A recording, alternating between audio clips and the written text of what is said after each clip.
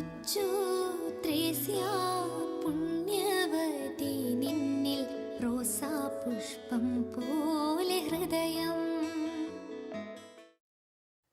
ചെറുപുഷ്പമൊഴിയൽ. ലിസ്യുവിലെ വിശുദ്ധ ചെറുപുഷ്പത്തോടൊപ്പം 100 ദിനങ്ങൾ.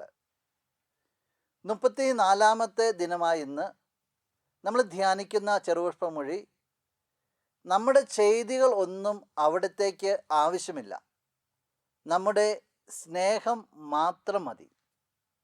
നമുക്കൊന്ന് കണ്ണുകൾ അടയ്ക്കാം. ഞങ്ങൾക്കേറെ പ്രിയപ്പെട്ട പുണ്യവതി, നീ ഞങ്ങളെ ബോധ്യപ്പെടുത്തുകയാണല്ലോ. ഞങ്ങൾ ചെയ്യുന്ന മഹത്തായ കൃത്യങ്ങളോ അതൊന്നുമല്ല ഈശോ ആഗ്രഹിക്കുക, ഞങ്ങളുടെ സ്നേഹമാണ് ഈശോ ആഗ്രഹിക്കുക. പുണ്യവതി, ഈശോയെ ആത്മാർത്ഥമായിട്ട് സ്നേഹിക്കുവാൻ, മറ്റെല്ലാം തള്ളിക്കളഞ്ഞിട്ട് സ്നേഹത്തിൽ ആഴപ്പെടുവാനായിട്ട് ഞങ്ങൾ നീ സഹായിക്കണമേ. നിൻ്റെ ശക്തിയേറിയ മാധ്യസ്ഥം മൂലം ഞങ്ങളിപ്പോൾ അപേക്ഷിക്കുന്ന ഈ നന്മകൾ നമുക്ക് നമ്മുടെ നിയോഗങ്ങളെ സമർപ്പിക്കാം. ഞങ്ങൾക്കായി നിൻ്റെ പ്രിയപ്പെട്ട ഈശോയിൽ നിന്ന് അങ്ങ് വാങ്ങിത്തരണമേ. ആമേൻ.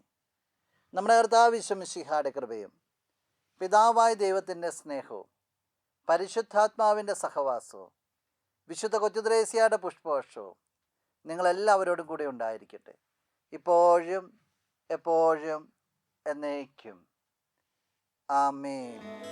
കൊച്ചു ത്രേസ്യ പുണ്യവതി നിന്നിൽ റോസാപുഷ്പം പോലെ ഹൃദയം.